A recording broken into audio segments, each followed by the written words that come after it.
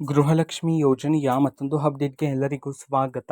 ನಾನು ನಿಮ್ಮ ಪ್ರೀತಿಯ ಶಿವು. ಇವತ್ತಿನ ಒಂದು ವಿಡಿಯೋದಲ್ಲಿ ಗೃಹಲಕ್ಷ್ಮಿ ಯೋಜನೆಯ ಪೆಂಡಿಂಗ್ ಅಮೌಂಟ್ಗೆ ಸಂಬಂಧಪಟ್ಟಂತೆ ಇದೀಗ ಒಂದು ಮಹತ್ವದ ಮಾಹಿತಿ ಆದರೆ ಬಂದಿದೆ. ಸೊ ಬನ್ನಿ ಅದರ ಬಗ್ಗೆ ನಾವು ಈ ವಿಡಿಯೋದಲ್ಲಿ ಇನ್ಫಾರ್ಮೇಷನನ್ನು ತಿಳ್ಕೊತಾ ಹೋಗೋಣ. ಸೊ ವಿಡಿಯೋವನ್ನು ಸ್ಟಾರ್ಟ್ ಮಾಡ್ತೀನಿ. ಅದಕ್ಕಿಂತ ಮೊದಲು ನೀವಿನ್ನೂ ನಮ್ಮ ಚಾನಲ್ಗೆ ಸಬ್ಸ್ಕ್ರೈಬ್ ಮಾಡದೇ ಇದ್ರೆ ಈ ಕೂಡಲೇ ಚಾನಲ್ಗೆ ಸಬ್ಸ್ಕ್ರೈಬ್ ಮಾಡ್ಕೊಳ್ಳಿ ಮತ್ತು ಲೈಕ್ ಮಾಡಿ.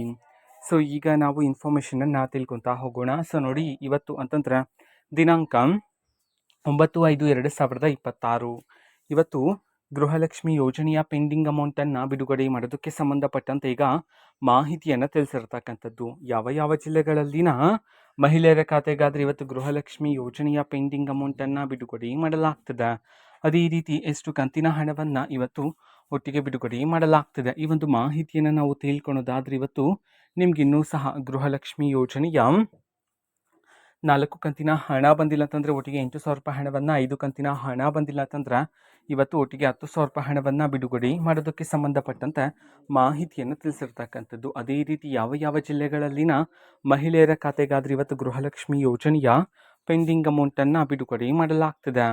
ಈ ಒಂದು ಮಾಹಿತಿಯನ್ನು ನಾವು ತಿಳ್ಕೊಳೋದಾದ್ರೆ ಇವತ್ತು ಕರ್ನಾಟಕದಲ್ಲಿರ್ತಕ್ಕಂತಹ 31 ಜಿಲ್ಲೆಗಳಲ್ಲಿನ ಮಹಿಳೆಯರಲ್ಲಿ ಕೆಲವರ ಮಹಿಳೆಯರ ಖಾತೆಗಾದ್ರೆ ಇವತ್ತು ಗೃಹಲಕ್ಷ್ಮಿ ಯೋಜನೆಯ ಪೆಂಡಿಂಗ್ ಅಮೌಂಟನ್ನು ಬಿಡುಗಡೆ ಮಾಡೋದಕ್ಕೆ ಸಂಬಂಧಪಟ್ಟಂತೆ ಇದೀಗ ಮಾಹಿತಿಯನ್ನು ತಿಳಿಸಿರ್ತಕ್ಕಂಥದ್ದು.